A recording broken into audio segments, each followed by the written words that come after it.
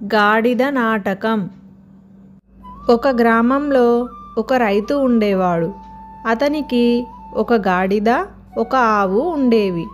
ఆవు రైతుకు పాలు ఇస్తూ ఎంతో ఉపయుక్తంగా ఉండేది. ఇక గాడిద మాత్రం రైతు సరుకుల్ని మోస్తూ కష్టపడేది. ఇద్దరూ రైతుకి ఎంతో ఉపయోగపడేవారు. ఒకరోజు గాడిద ఆవును చూసింది. ఆవు ఏమీ పనిచేయకుండానే పశుబండారంలో విశ్రాంతిగా ఉండేది.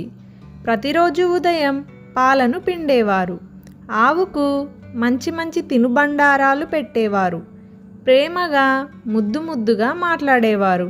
ఇది చూసిన గాడిద తాను కష్టపడుతూ రైతు కోసం ఎంత పని చేస్తున్నా ఎవ్వరూ తనని గుర్తించరే అని బాధపడింది. ఆవును చూసి గాడిద ఇలా అంది, అమ్మా ఆవు, నువ్వు ఏమి పని చేయకుండా కూడా ప్రేమను పొందుతావు. నేను మాత్రం కష్టపడుతూ వస్తున్నా కానీ నన్నెవ్వరూ పట్టించుకోరు. ఆవు నవ్వుతూ ఇలా చెప్పింది, నీ పని రైతుకు ఎంతో ముఖ్యం. నీతోనే అతను సరుకులు మోయగలుగుతున్నాడు.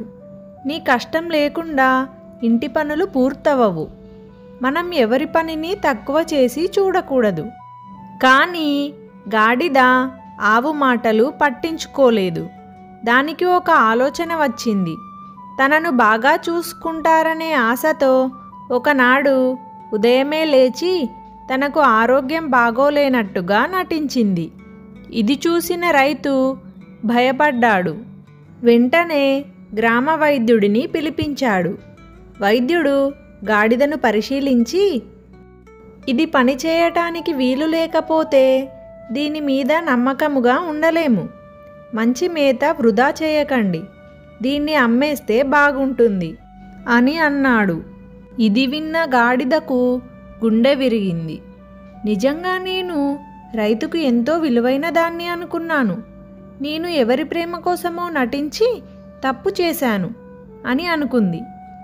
వెంటనే లేచి అసలేమీ కాలేదన్నట్టు నడుచుకుంది. రైతు ఆశ్చర్యపోయి నవ్వుతూ, చూడు, నటించిన వాడే నిజంగా బాధపడతాడు అని అన్నాడు.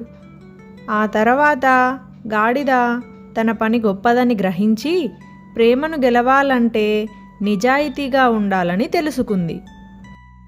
ఈ కథలోని నీతి ఏంటంటే, ప్రతి ఒక్కరి పని విలువైనదే. తప్పుడు మార్గంలో ప్రేమను పొందాలనుకోవడం తగదు. నిజాయితీతో పనిచేస్తే ఎదుటివారు మన విలువను గుర్తిస్తారు. Hi, hello.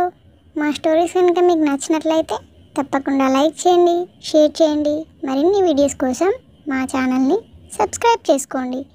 Thank you for watching.